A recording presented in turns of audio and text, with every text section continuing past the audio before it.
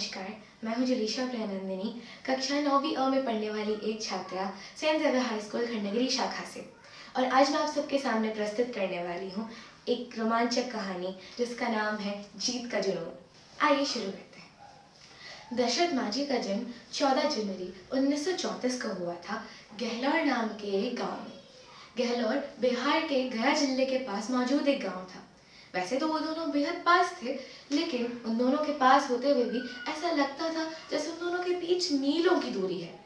वजह क्योंकि उन दोनों के बीच एक बेहद ही विशालकाय पहाड़ खड़ा रहता था जो कि उन दोनों को अलग करता था। ऐसे तो गहलोर एक पिछड़ा हुआ गांव था जिसमें जिंदगी की रोजमर्रा की जरूरतों के लिए भी उपलब्ध सामान नहीं थे और हर छोटी बड़ी चीज के लिए गांव के लोगों को पहाड़ के इस पार से उस पार जाना पड़ता था और सामान लेकर आना पड़ता था।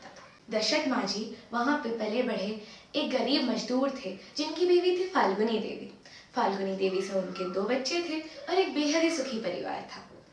मगर उनकी खुशियों को मानो किसी की नजर लग गई जब फाल्गुनी देवी एक दिन पहाड़ के उस पार जा रही थी और उनका पैर फिसल कर गिरने से उनकी मृत्यु हो गई। दशरथ माझी जो कि अपनी बीवी से बेहद प्रेम करते थे, उनके लिए एक बहुत ही बड़ा धक्का था। और ऐसा नहीं है कि उन्होंने अपनी पत्नी को बचाने की कोशिश नहीं की, चेष्टा तो की गई, मगर गहलोर में कोई अस्पताल न होने के कारण आसपास से कोई उम्मीद मिलने की गुंजाइश ही नहीं थी और सबसे करीबी अस्पताल जाने के लिए उन्हें पहाड़ चढ़कर उस पार जाना पड़ता। दशरथ माझी को उनकी पत्नी से इतना लगाव था और उनसे इतना प्रेम था कि उनकी पत्नी की मृत्यु ने, जो कि मदद ना मिल पाने के कारण हुई थी, उन्हें एक बेहद ही बड़ा आघात पहुंचा दिया, जिसकी वजह से उन्होंने सोच लिया कि अब उन्हें उस पहाड़ को रास्ते से हटाना ही होगा। और इस कोशिश में उन्होंने काफी सारे सरकारी अधिकारियों को निवेदन पत्र लिखे और उनसे कई प्रार्थनाएं की, मगर जब किसी ने उनकी एक नहीं सुनी तो उन्होंने सोच लिया कि अब वक्त नहीं रहा कि वह हाथ पे हाथ धरे बैठे रहे। उन्होंने निर्णय ले लिया कि वो अब खुद जाएंगे, वे अब खुद उस पहाड़ को काट गिराएंगे और सो के निकल पड़े, हाथ में एक छेनी और एक हथौड़ा लिए उस पहाड़ को काट गिराने के लिए। शुरू में लोगों को लगा कि ये तो बस कुछ दिनों की बात है, फिर वे हार मान जाएंगे और वापस चले जाएंगे। कुछ लोगों ने तो ये तक कहा कि वे पागल हो गए हैं, मगर उन्होंने किसी की बातों पर गौर नहीं किया और वे अपना काम करते चले गए, ये जानते हुए भी कि अगर किसी दिन उनका भी पैर फिसल गया तो उनकी भी दशा अपनी पत्नी जैसी हो सकती है, शायद उनकी भी मृत्यु हो सकती है। मगर वे फिर भी काम करते गए क्योंकि उन्होंने दृढ़ निश्चय कर लिया था और अब यहाँ से पीछे मुड़ने का उन्हें रास्ता ही नहीं था। ऐसे ही धीरे धीरे काम करते करते उन्हें दिखने लगा कि पहाड़ में कुछ बदलाव आ रहे हैं और उनके रोज रोज की परिश्रम और मेहनत का फल लोगों को भी पहाड़ के बदलाव के रूप में हल्की सी झलक के रूप में दिखाई दे रही थी।